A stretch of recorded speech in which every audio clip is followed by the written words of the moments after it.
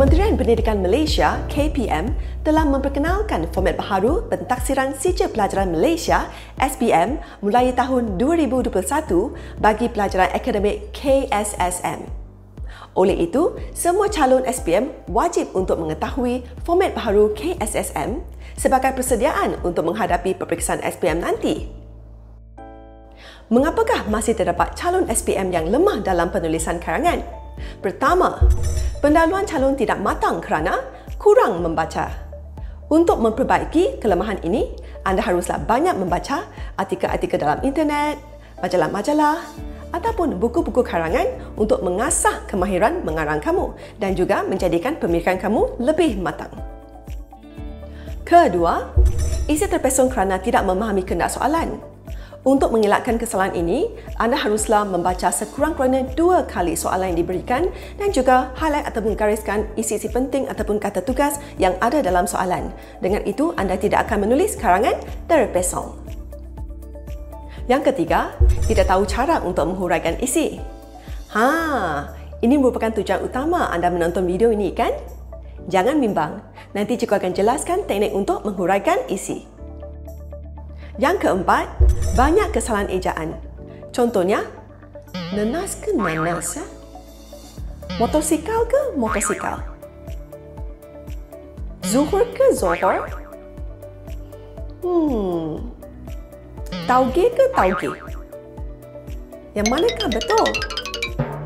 Untuk mengelakkan kesalahan ini, anda haruslah banyak membaca dan juga menyimak semula karangan yang telah anda tulis supaya pemeriksa tidak akan potong markah. Yang kelima, isi yang sama diulang dalam perenggan yang sama atau dalam perenggan yang lain. Jangan berbuat demikian kerana pemeriksa akan tahu dan anda akan kehilangan markah untuk isi yang diulang.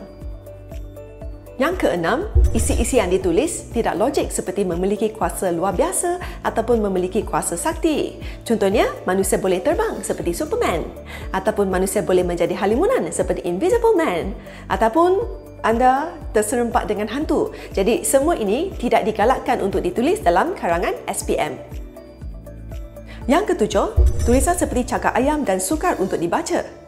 Tulisan yang buruk ni akan memberikan impresi yang tidak baik kepada pemeriksa. Dengan itu, anda akan kehilangan markah. Oleh itu, anda haruslah cuba sedaya upaya untuk tulis dalam tulisan yang kemas dan cantik serta mudah dibaca oleh pemeriksa untuk mendapat markah yang lebih tinggi dalam karangan. Yang ke-8, format karangan tidak betul kerana kurang persediaan. Untuk mengelakkan masalah ini, anda haruslah hafalkan semua format karangan sebelum menduduki peperiksaan SPM. Yang ke-9, kesalahan penggunaan tata bahasa. Hukum tata bahasa merupakan komponen yang sangat penting dalam penulisan karangan. Dengan itu, anda haruslah membuat lebih banyak latihan tata bahasa, terutama dari segi penggunaan kata kerja, kata seni nama dan juga kata imbuhan.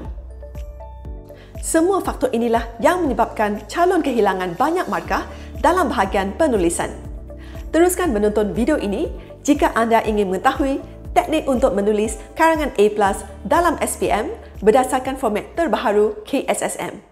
Jom kita mulakan. Hai semua, nama saya Cikgu Shirley dan selamat kembali ke channel Cikgu. Dalam video ini, Cikgu akan menjelaskan teknik untuk menulis karangan A+ dalam kertas 1 bahagian B SPM berdasarkan format terbaharu KSSM.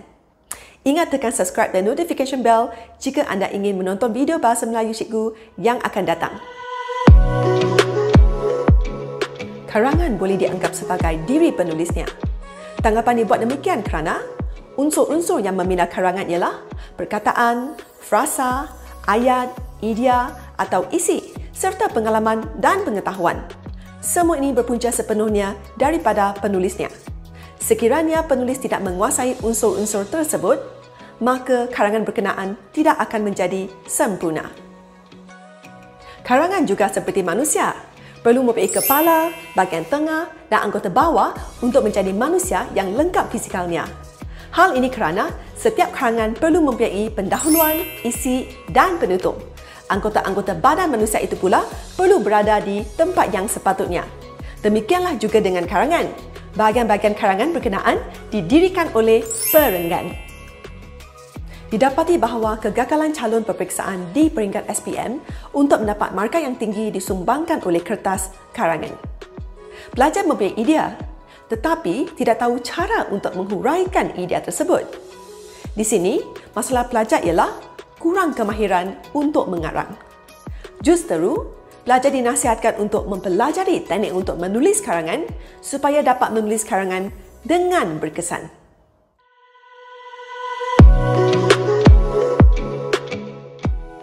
Terdapat beberapa perkara penting yang perlu anda tahu sebelum menduduki peperiksaan SPM. Yang pertama, untuk karangan dalam bahagian B kertas 1, 4 pilihan soalan akan diberikan dan calon dikehendaki memilih satu soalan sahaja. Yang kedua, calon dikehendaki menulis antara 350 hingga 500 patah perkataan untuk mendapat markah yang cemerlang. Yang ketiga, jumlah markah untuk bahagian ini ialah 70 markah. Yang keempat, masa yang dicanangkan ialah 1 jam 30 minit. Yang kelima, tema-tema yang popular ialah gejala sosial, kemasyarakatan, kekeluargaan, alam sekitar, pendidikan, pelancongan, kesihatan, sukan, sains dan teknologi. Bacalah majalah, surat khabar ataupun artikel dalam internet untuk melengkapkan ilmu dalam diri supaya anda tahu akan isu semasa yang boleh anda selitkan dalam karangan untuk mendapat markah yang lebih cemerlang.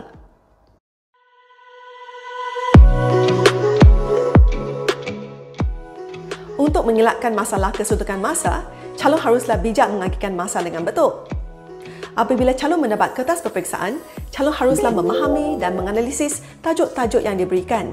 4 soalan diberikan dan calon haruslah memilih soalan yang calon benar-benar tahu dan faham akan isi dan ungkapan menarik yang boleh ditulis untuk tajuk tersebut. Dan semua ini mengambil masa 5 minit. Kemudian, bina rangka karangan dan ambil masa selama 15 minit. Kemudian, mula tulis karangan dan ambil masa selama 60 minit. Akhir sekali, semak karangan yang telah anda tulis untuk memastikan tiada kesalahan ejaan dan juga tata bahasa. Semua ini mengambil masa 10 minit. Dan jumlah masa yang diambil ialah 90 minit iaitu 1 jam 30 minit.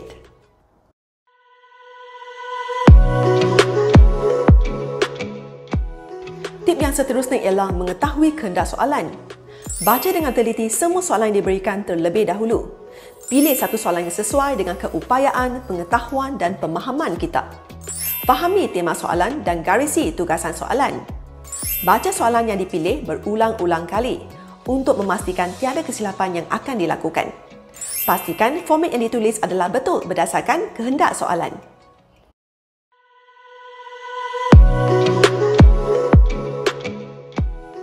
Apakah teknik untuk menulis pendahuluan A+? Yang pertama, tema mesti dihubungkan atau dikaitkan dengan isu semasa. Yang kedua, jangan salin terus daripada soalan. Yang ketiga, buat ayat persoalan mengikut tema atau isu atau ayat tokoh. Yang keempat, gunakan penanda wacana. Yang kelima, ayat terakhir iaitu menjawab tugasan soalan.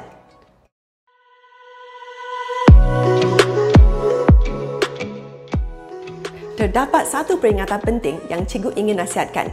Pelajar perlu ingat bahawa pendahuluan yang baik akan dapat memancing minat pemeriksa untuk terus membaca dan dapat memberikan impresi ataupun tanggapan yang baik kepada pemeriksa untuk mendapat markah yang lebih cemerlang.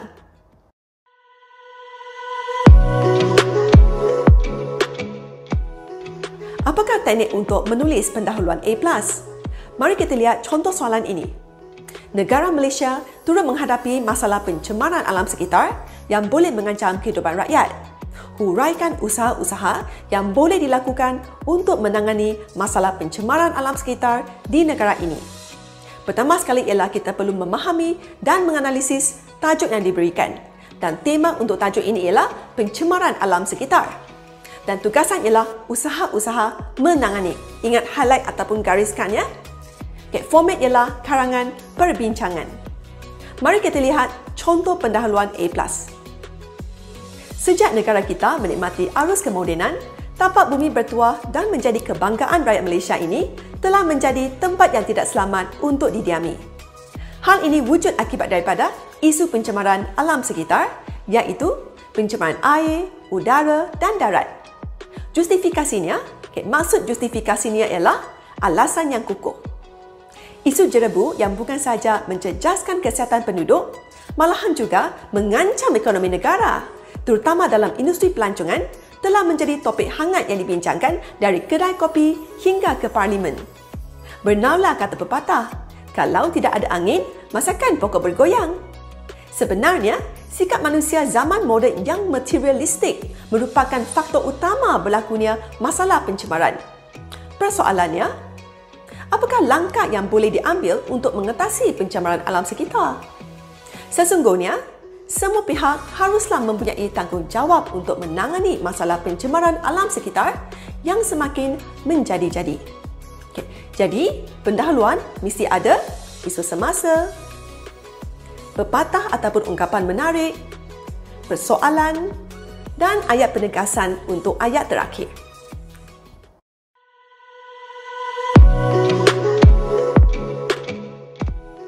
Untuk menulis isi karangan, kita gunakan teknik imbaku.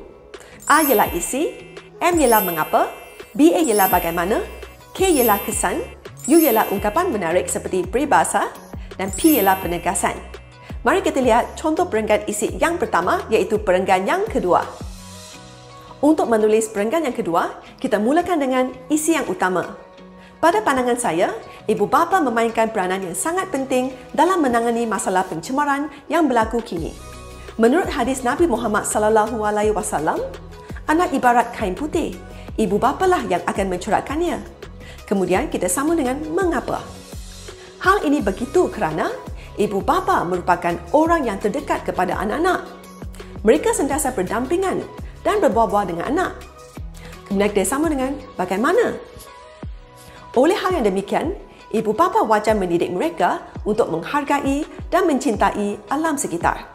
Kemudian kita sambung dengan kesan. Kesannya, usaha ini akan menyedarkan mereka tentang kepentingan menjaga alam sekitar. Kemudian kita selitkan ungkapan menarik. Uslub signifikan ini, maksud uslub ialah cara atau langkah perlu dilakukan sejak mereka kecil lagi kerana pepatah Melayu ada menyatakan bahawa melentur buluh biarlah dari rebungnya. Maksud peribahasa ini ialah mendidik anak sejak kecil lagi. Kemudian kita akhiri perenggan dengan ayat penegasan. Sesungguhnya, semua warga bumi bertanggungjawab untuk menjaga kebersihan alam sekitar. Untuk perenggan ketiga, kita mulakan dengan isi. Peranan yang tidak kurang penting juga ialah pihak sekolah yang wajar memikul dan melaksanakan obligasi untuk memberikan kesedaran kepada para pelajar. Kemudian kita sambung dengan mengapa. Hal ini disebabkan oleh institusi sekolah dianggap sebagai rumah kedua kepada para remaja kerana mereka menghabiskan kira-kira 8 jam sehari di sekolah. Kemudian kita sambung dengan bagaimana. Dalam hal ini, pihak sekolah hendaklah mengadakan kempen kesedaran seperti ceramah dan pameran kepada pelajar. Kemudian kita sambung dengan kesan. Jadi untuk kesan, kita boleh mula dengan natijanya. Maksud natijanya ialah kesannya. Natijanya, para pelajar akan didedahkan dengan aktiviti penjagaan alam sekitar secara intensif. Kemudian, kita selitkan ungkapan menarik. Pihak sekolah harus berpegang teguh kepada peribahasa, hendak seribu daya, tak hendak seribu dalih. Dengan menjalankan usaha yang pragmatik dan sistematik ini secara berterusan. Untuk ayat terakhir, kita guna ayat penegasan. Justeru, komitmen pihak sekolah sangat penting untuk mengatasi masalah ini. Untuk perenggan keempat, kita mulakan dengan isi. Minhaj yang seterusnya ialah, maksud minhaj ialah langkah ataupun cara. Minhaj yang seterusnya ialah perancangan dan pengurusan sisa yang sistematik perlu dijalankan. Kemudian kita sambung dengan mengapa. Hal ini berpunca daripada masyarakat yang suka membuang sampah sewenang-wenangnya, seperti di tepi jalan dan di dalam longkang. Kemudian kita sambung dengan bagaimana. Dengan itu, masyarakat harus mengurangkan penggunaan bahan sumber yang sukar dilupuskan seperti bekas polisterin dan plastik. Kemudian kita sambung dengan kesan. Usaha ini menjimatkan penggunaan bahan sumber sekaligus mengurangkan sampah sarap. Kemudian kita selitkan ungkapan menarik. Hal ini sesuai dengan pepatah sambil menyelam minum air. Maksud pepatah ini ialah dua matlamat tercapai. Sebelum nasi menjadi bubur, maksud nasi menjadi bubur ialah sudah terlambat. Aforisma, maksud aforisma ialah pepatah. Berjimat sebelum kena, ingat sebelum habis. Perlu dijadikan sebagai panduan hidup untuk mengelakkan sumber asli daripada pupus. Kemudian kita akhiri perenggan dengan ayat penegasan. Jelaslah bahawa kita hendaklah sentiasa peka terhadap isu-isu pencemaran alam sekitar. Untuk perenggan yang kelima, kita mulakan dengan isi. Lontaran ide yang seterusnya ialah pihak berkuasa juga harus menguatkuasakan undang-undang yang lebih tegas dan berat. Kemudian kita sambung dengan mengapa. Hal ini berpunca daripada undang-undang yang sedia ada di Malaysia masih longgar dan lemah. Kita sambung dengan bagaimana. Dengan demikian, undang-undang baharu yang lebih berat harus dikenakan. Kemudian kita sambung dengan kesan. Natijanya, sikap bertanggungjawab dan bekerjasama untuk mengutamakan kebersihan alam sekitar akan wujud dalam golongan marhen. Hal ini bersesuaian dengan peribahasa, yang berat sama dipikul, yang ringan sama dijinjing. Kemudian kita akhiri perenggan dengan ayat penegasan. Tegasnya, penguatkuasaan akta dan undang-undang alam sekitar harus dijalankan untuk menangani masalah pencemaran alam sekitar.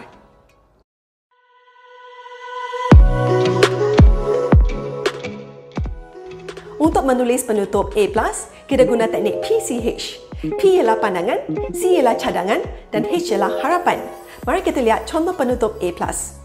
Akhirul kalam, alam sekitar telah dianugerahkan dan diamanahkan oleh Tuhan kepada manusia. Kemudian kita tulis cadangan.